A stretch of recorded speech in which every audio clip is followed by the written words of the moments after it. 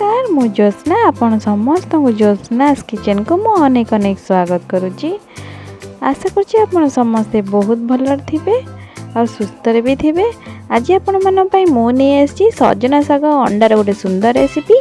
चलतु डेरी न करी आर प्रस्तुति प्रणाली स्टार्ट करवा। एठी मु सजना शाग को धोईकी नहीं जाइए। ये दुईटी अंडा नहीं जाइए, दुईटी सुखिला लंका और गोटे चामच सोरिष नहीं जाइए फुटियापाई, आउ गोटे बड़ पियाज को चुना चुना कर काटी नहीं जाइए। भजा भाजापी ये सोरिष तेल व्यवहार करिछि। प्रथमे चूल्हे आम कढ़ई बसईदेवा। कढ़ई गरम हेले ये 2 ରୁ 3 चामच सोरिष तेल देदेबा। तेल गरम हो आसला बर्तमान तादर आम सुखिला लंका देदेबा। ये सोरिष देदेबा। सोरिष फुटी आसले तादर काटिकी रखिथिबा पियाज देदेबा। ताको भल बागे आम 5-10 मिनट एपट सेपट कर भाजी नवा। ये आंच मु लो रखी। ये 5-10 मिनट हो पियाज आम गोल्डन ब्राउन हो आसला। बर्तमान धोईकी रखिथिबा साग ताको देदेबा।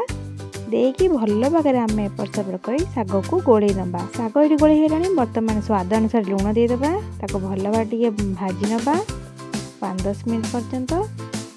बर्तमान आधे आम अंडा दुईटी फटेकी देदेबा। देकी साग और अंडा को भल भागे गोड़े नवा। आगो 5 मिनट पर्यंत एपट सेपट कर गोड़े ने जमीती कि अंडा और साग भल मिक्स हो आसो और कढ़ई छाड़ी ये देखिपे साग और अंडा मोर बढ़िया भाव मिक्स हो कढ़ई छाड़ी आसला। बर्तमान ये रेडी हो गला। देखिपे बर्तमान आम आपको गोटे जगह को काढ़ी नवा। यही साग और अंडा भजार रेसिपीटी जदि आपण मानक मोर भल लगी ताले प्लीज मो चैनल को लाइक शेयर सब्सक्राइब निश्चिंत करेंगे। मत कमेंट माध्यम निश्चित जनइबे। रोची देखा नेक्स्ट वीडियो रे।